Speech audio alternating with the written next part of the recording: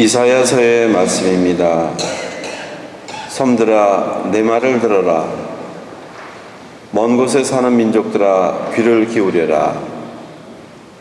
주님께서 나를 모태에서부터 부르시고 어머니 뱃속에서부터 내 이름을 지어주셨다. 그분께서 내 입을 날카로운 칼처럼 만드시고 당신의 손 그늘에 나를 숨겨주셨다. 나를 날카로운 화살처럼 만드시어 당신의 화살통 속에 감추셨다. 그분께서 나에게 말씀하셨다. 너는 나의 종이다. 이스라엘아, 너에게서 내 영광이 드러나리라. 그러나 나는 말하였다. 나는 쓸데없이 고생만 하였다. 허무하고 허망한 것에 내 힘을 다 써버렸다. 그러나 내 권리는 나의 주님께 있고 내 보상은 나의 하느님께 있다. 이제 주님께서 말씀하신다. 그분께서는 야곱을 당신께 돌아오게 하시고 이스라엘이 당신께 모여들게 하시려고 나를 모태에서부터 당신 종으로 빚어 만드셨다. 나는 주님의 눈에 소중하게 여겨졌고 나의 하느님께서 나의 힘이 되어주셨다. 그분께서 말씀하신다. 내가 나의 종이 되어 야곱의 지파들을 다시 일으키고 이스라엘의 생존자들을 돌아오게 하는 것만으로는 충분하지 않다. 나의 구원이 땅끝까지 다 다르도록 나는 너를 민족들의 빛으로 세운다. 주님의 말씀입니다. 하나님 감사합니다. 오묘하게 지어주신 이모 당신을 찬송하나이다.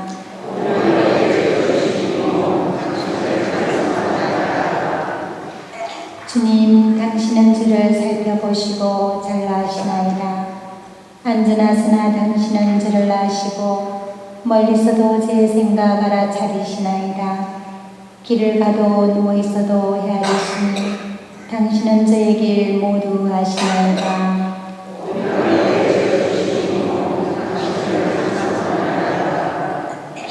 당신은 제 오장육부를 만드시고 어미 뱃속에서 저를 엮으셨나이다. 오묘하게 지어주신 이 몸 당신을 찬송하나이다. 당신 작품들은 놀랍기만 하옵니다.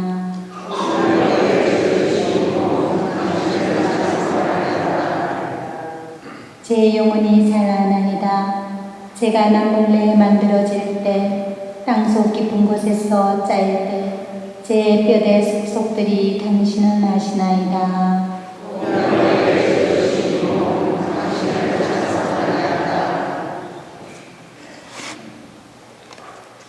사도행전의 말씀입니다. 그 무렵 바오로가 말하였다. 하느님께서는 조상들에게 다윗을 임금으로 세우셨습니다. 그에 대해서는 내가 이사이의 아들 다윗을 찾아냈으니 그는 내 마음에 드는 사람으로 나의 뜻을 모두 실천할 것이다 하고 증언해 주셨습니다.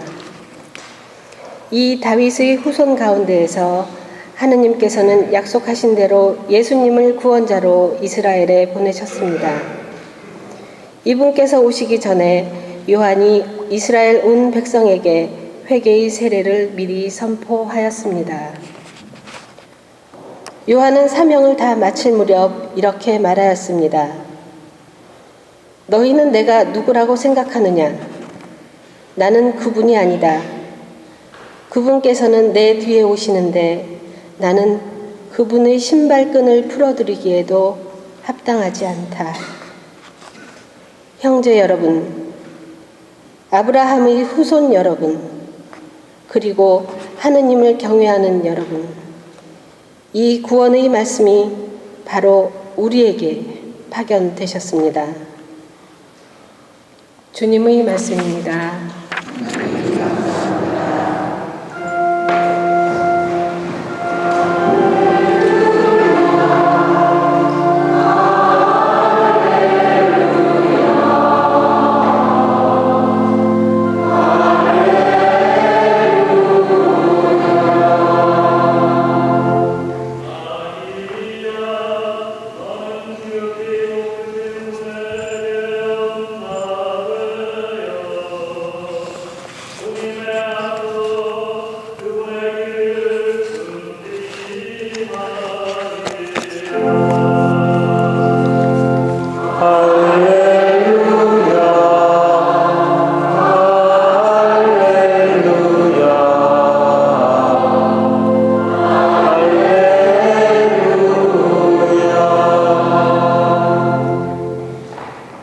주님께서 여러분과 함께 루카가 전한 거룩한 복음입니다.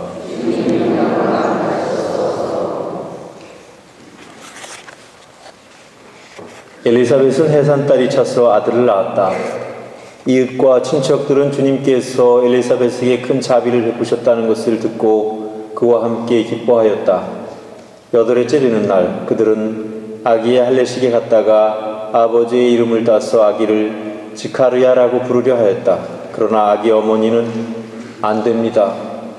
요한이라고 불러야 합니다. 하고 말하였다.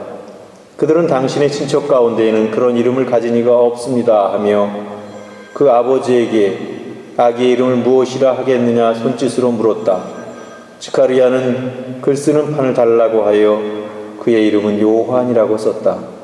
그러자 모두 놀라워하였다. 그때 지카르야는 즉시 입이 열리고 혀가 풀려 말을 하기 시작하면서 하느님을 찬미하였다. 그리하여 이웃이 모두 두려움에 휩싸였다. 그리고 이 모든 일이 유다의 온 산악 지방에서 화제가 되었다. 소문을 들은 이들은 모두 그것을 마음에 새기고 이 아기가 대체 무엇이 될 것인가 하고 말하였다. 정녕 주님의 손길이 그를 보살피고 계셨던 것이다. 아기는 자라면서 정신도 굳세어졌다. 그리고 그는 이스라엘 백성 앞에 나타날 때까지 광야에서 살았다.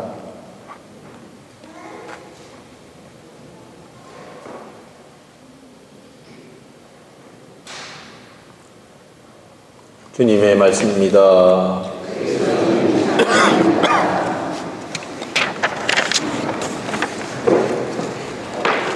참 예수님, 지난 한 주간 동안 안녕하셨습니까?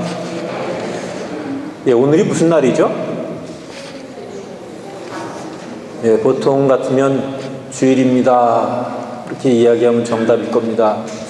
근데 오늘은 세례자 요한 대축일이 그걸 지내고 있습니다. 보통은 주일을 넘어서는 그런 성인 축일은 거의 없습니다. 예수님과 성모님을 제외하고는요. 그런데 세례자 요한은 오늘 대축일을 기념하고 있습니다. 그러니까 얼마나 위대하신 분인가, 또 얼마나 교회 안에 큰 성인으로 인정받고 있는가 하는 것을 우리가 잘 알 수 있을 것 같습니다. 그 대축일인 오늘 복음에서는 세례자 요한의 탄생과 또 그의 이름을 붙이는 과정에서 일어난 일종의 그 에피소드를 우리에게 전해주고 있습니다. 이제 요한이 태어났고 8일째 되는 날에 할례를 베풀고 나서 아기 이름을 짓는 것이 관습이었습니다. 특히나 이스라엘 사람들에게 있어서는 아버지나 혹은 친척 중에 이름이 있는 이름을 따가지고 이름을 짓게 되어 있었습니다. 우리로 따진다면 아버지가 김씨면 아들이 김씨성을 따라가는 것과 마찬가지 그렇게 보면 될 것 같습니다. 쉽게 생각하면.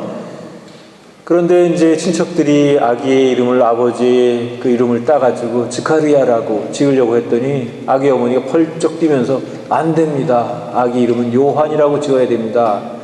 그렇게 이야기합니다. 그러자 이번에는 벙어리가 돼버린 아버지에게 물어봅니다. 어떻게 지으면 좋겠냐고. 벙어리가 됐기 때문에 이제 손짓으로밖에 물어볼 수가 없었어요. 물어보니까 글 쓰는 서판을 달라 그래가지고 아기의 이름은 요한 이렇게 됐어요. 글쎄요, 아기 이름 하나 붙이는 게 뭐 그렇게 대단하냐, 뭐 그렇게 중요하냐 그렇게 생각할지 모르겠지만 여기에는 굉장히 큰 의미가 담겨져 있습니다. 요한이라고 하는 이름 자체에는 하느님은 자비하시다 그런 의미가 그 안에 담겨져 있기 때문에 그렇습니다.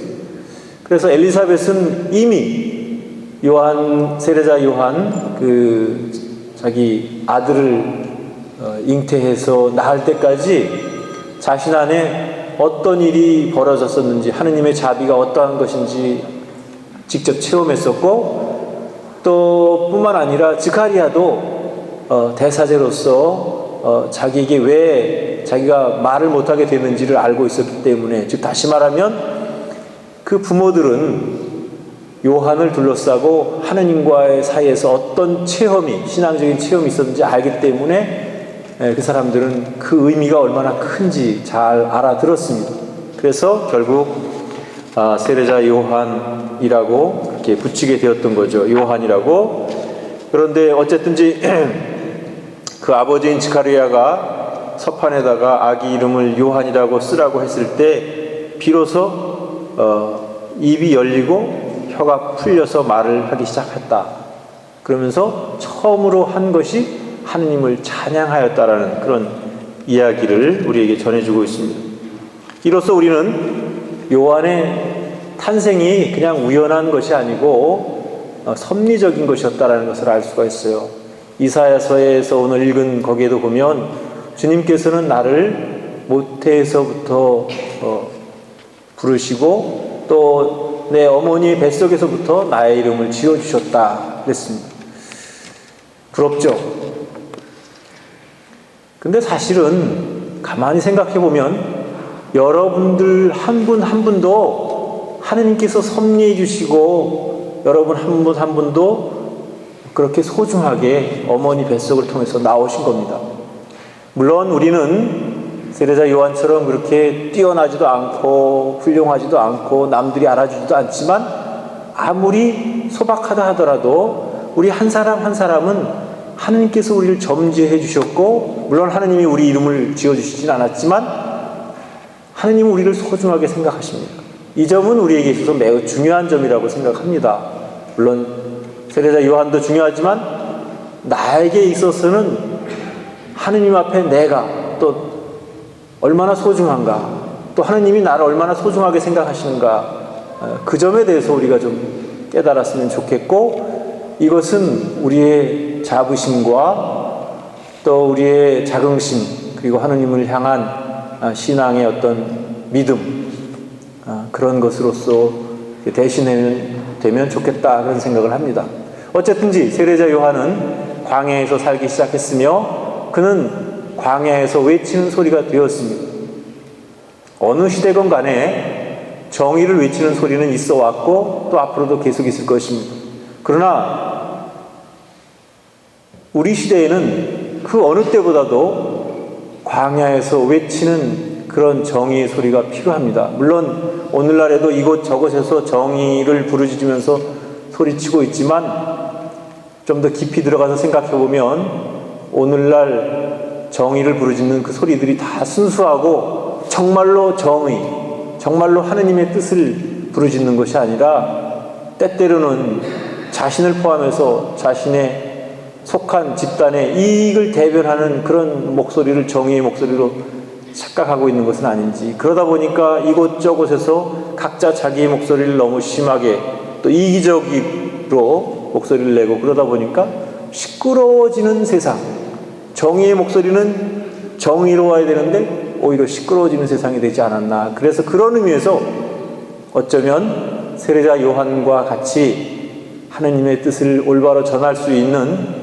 그런 정의의 목소리, 광야로부터 들려오는 광야에서 외치는 소리가 필요한 그런 시대가 아닐까 그런 생각을 해봅니다. 세례자 요한은 자기 스스로를 당신은 누구요? 라고 말했을 때 나는 이사야 예언자가 말한 대로 너희는 주님의 길을 곧게 내어라 하고 광야에서 외치는 이의 소리다라고 자신을 소개하고 있습니다. 오늘 우리가 살고 있는 이 세상에서도 세례자 요한처럼 광야에서 외치는 그런 정직하고 정의로운 소리가 그런 절실한 시대에 우리가 살게 되었습니다. 한편 예수님께서는 세례자 요한을 가리켜서 여자에게서 태어난 이들 가운데 세례자 요한보다 더 큰 인물은 나오지 않았다라고 말할 정도로 세례자 요한을 극찬을 합니다. 실제로 세례자 요한은 가문도 참 좋았습니다. 즈카리아는 대사제였어요. 아버지 즈카리아는 대사제였고, 그런 대사제 가문에서 태어났다는 것은 정말 엘리트 가문이고 그야말로 귀족층에 속하는 그런 가문이었습니다. 그런 가문에서 태어난 세례자 요한이었고, 그렇기 때문에 어쩌면 많은 무리들이, 제자들이 세례자 요한을 따랐습니다. 그리고 세례자 요한이 심지어 메시아인가 하고 의심하면서 당신이 메시아이십니까? 라고 물어볼 정도였습니다.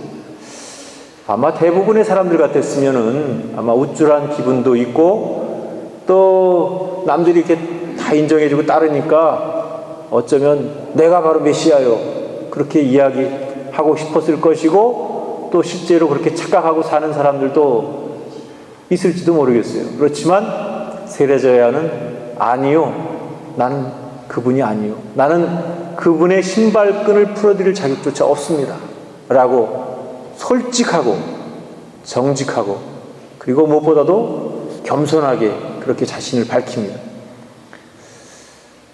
정말 세례자 요한처럼 그렇게 솔직하고 정직하고 겸손한 사람은 찾아보기 힘들 것 같습니다. 그래서 세례자 요한이 외친 회개의 외침이나 정의의 외침, 그것보다도 저는 더 가치 있게 생각하고 더 의미 있게 생각하는 것은 바로 세례자 요한 자신이 자신을 겸손하게 낮추었다는 것입니다. 변은 또 혹은 곡식은 익으면 저절로 머리가 숙여진다고 하죠. 그렇지만 인간만큼은 나이가 든다고 해서 저절로 겸손해지는 것 같지 않습니다. 스스로 깨닫고 스스로 자기 자신을 되돌아보고 또 자신이 얼마나 겸손하게 살고 있는지 스스로 점검해 보지 않으면 우리는 나이가 들어도 저절로 겸손해지지 않고 저절로 머리가 숙여지지 않고 저절로 성숙되지는 않는 것 같습니다. 그런 의미에서 우리는 노력이 필요한 것이고, 그리고 무엇보다도 그렇게 하기 위해서는 자신의 현재의 위치를 잘 파악할 수 있어야 될 것 같습니다. 그리고 무엇보다도 자기를 솔직하고 정직하게 바라볼 수 있는 그런 눈과 마음이, 또 그런 자세가 필요한 것은 아닌가 하는 생각을 해봅니다. 사실 교회 안에는 많은 덕목들이 있습니다. 사랑, 봉사, 또 애도, 여러 가지 있을 수 있겠죠. 그런데 그 중에서도 저는 겸손을 가장 큰 것으로 꼽고 싶습니다. 왜냐하면 겸손한 사람은 결코 무리한 일을 하거나 결코 조화를 깨뜨리는 그런 일을 하지 않기 때문에 그렇습니다. 그래서 우리의 목표는 겸손한 사람이 되는 것이 목표인데, 누구만큼 겸손한 사람이냐 하면 세례자 요한만큼 겸손한 사람이 되었으면 좋겠습니다. 물론 정말로 우리가 세례자 요한처럼 겸손한 사람이 되면 좋겠지만 적어도 닮아보려고 노력하는 그런 삶이 되었으면 좋겠다, 그런 바람을 가져봅니다. 오늘 특별히 세례자 요한 대축기를 맞이해서 여러분과 제가 함께 이 미사를 봉헌하면서 우리도 세례자 요한을 닮아서 정말 솔직하고 정직하고 겸손한 삶을 목표로 해서 살아갈 수 있는 우리 자신들이 되시기를 바랍니다.